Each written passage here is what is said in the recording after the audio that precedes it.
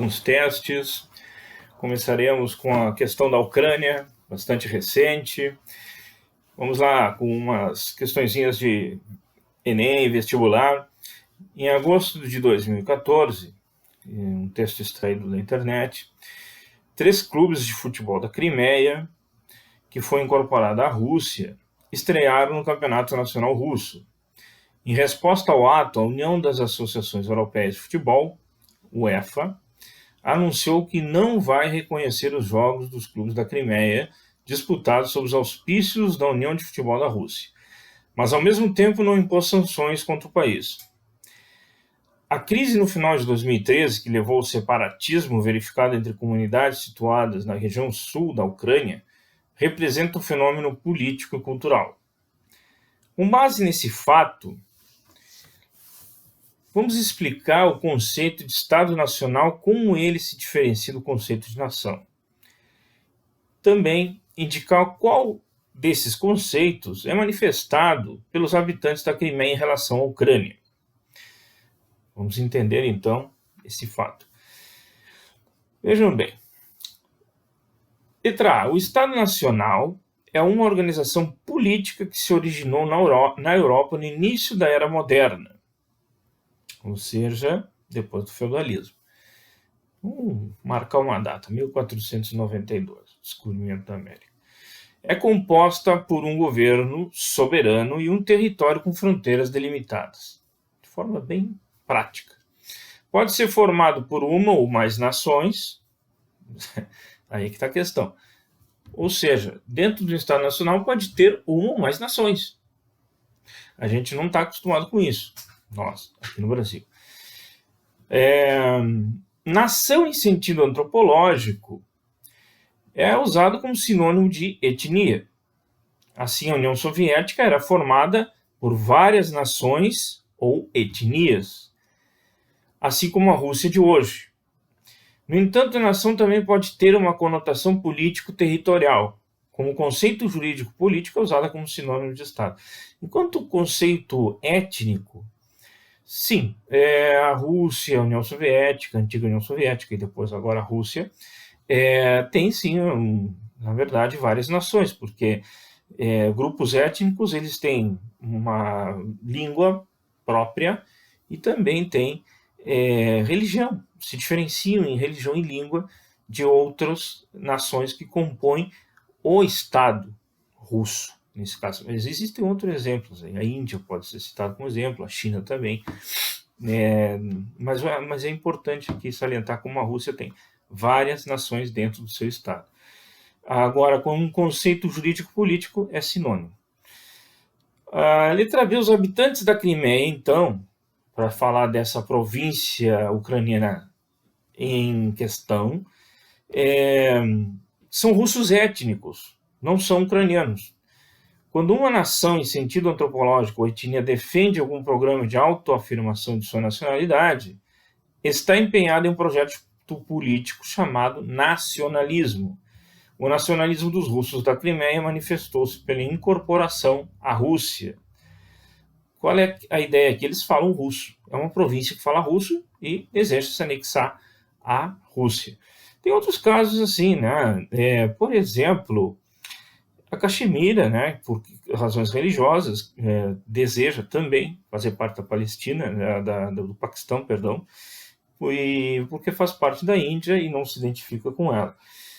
De outra maneira também existem outros países que também têm as suas ligações com outro Estado-nação por razões étnicas, e isso inclui principalmente o idioma, né? Vínculos culturais étnicos, né? Que é bem mais abrangente com aquele Estado-nação que está controlando, né? Bom, vamos analisar outra questão que é de uma prova da Universidade Federal de Goiás. A globesidade, um termo criado pela Organização Mundial da Saúde para se referir a um processo de modificações sociais e biológicas do indivíduo, decorrentes do avanço do processo da globalização. Essas modificações devem-se, respectivamente, vamos analisar que modificações se devem esse nome atribuído, né, globesidade. É uma expressão completamente nova, mas faz parte do vocabulário dessa dinâmica do espaço geográfico que está constantemente sendo modificado pelo atual desenvolvimento do homem e suas tecnologias. Vamos lá, então. A melhoria da qualidade dos serviços de saneamento e aos maus hábitos alimentares, ao crescimento acelerado da população urbana e inversão da pirâmide alimentar, a melhoria da qualidade dos serviços de saneamento e a ingestão de gorduras insaturadas, ao crescimento acelerado da população urbana e ingestão de gordura saturada, ou ao processo de modernização da agricultura e o comportamento da longevidade das áreas rurais. Veja bem o que está sendo colocado aqui. A globesidade é um termo criado pela Organização Mundial da Saúde para se referir a um processo de modificação social e biológica do indivíduo. Ou seja, um indivíduo mais gordo, né, obeso, se refere a esse processo de modificação social e biológica. Essa modificação se deve, respectivamente, ao quê? A melhoria da qualidade do serviço de saneamento não tem nada a ver. Ao crescimento acelerado da população urbana e inversão da pirâmide alimentar, não. Não teria uma ligação com isso, né? Por que haveria uma modificação biológica e social se a pirâmide alimentar se invertesse, né? Ou seja, as pessoas passariam a comer, novamente, ser vegetarianas ou ter uma vida mais saudável, nesse caso, e ficariam... seria um processo de globesidade. Está sendo contraditório nesse aspecto. A melhoria da qualidade do serviço de saneamento e ingestão de gorduras insaturadas. Se melhora a qualidade, não teria por que acontecer esse fenômeno que já tem uma conotação negativa na sua expressão, no seu termo. E na letra D, o crescimento acelerado da população urbana e ingestão de gordura saturada. Essa é a resposta, sim, é o crescimento acelerado da população urbana e ingestão de gordura saturada que gerou esse fenômeno de globesidade. É para a gente se nós familiarizarmos com novas expressões, né? E também aqui a questão está errada, porque o processo de modernização da agricultura e o comprometimento da longevidade nas áreas rurais não está ligado a esse fenômeno. Vamos a outra. É da Sesgan Rio, do Rio de Janeiro. Quanto aos conflitos entre árabes e israelenses, podemos dizer que se aceleram com a partilha da Palestina, realizada pela ONU em 1947, que deu origem ao Estado de Israel. E decorreu a guerra de 1948 e 1949, que terminou com um acordo de cessar-fogo em que ficava estabelecida a divisão de Jerusalém e a fixação das fronteiras entre Israel e os países árabes. 2. Da década de 1960, os conflitos adquiriram maior violência em função do aumento dos atos terroristas palestinos e da aliança militar e política entre Egito, Síria e Jordânia, o que leva ao bloqueio econômico de Israel e dá início à Guerra dos 7 Dias. Israel não teve bloqueio econômico. Essa está errada. Na década de 1970, número 3, os conflitos determinam a explosão da Guerra do Yom Kippur, em 1973, de que resulta a fixação dos limites territoriais do Oriente Médio e o reconhecimento por parte de Israel da OLP, comandada por Arafat como representante legítimo dos interesses palestinos. Não, o Israel não reconhece a OLP na Guerra do Yom Kippur, em 1973. Portanto, pessoal, temos alternativas A, apenas 1, B, apenas 1 e 2, C, apenas 2, D, apenas 2 e 3, e E, apenas 3. É apenas 1, certo?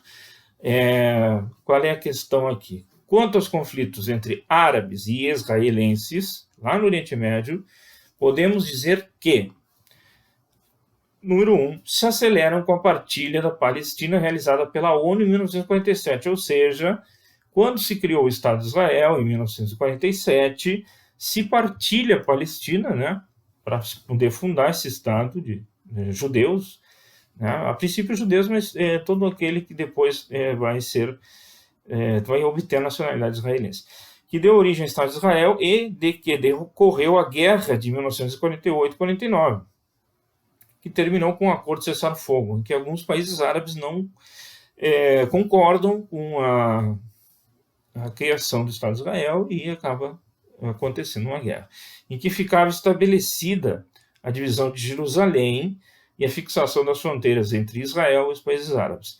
Essa é a resposta correta. Jerusalém ficou dividida entre a parte árabe e a parte israelense, né? Entre a parte muçulmana e a parte judia.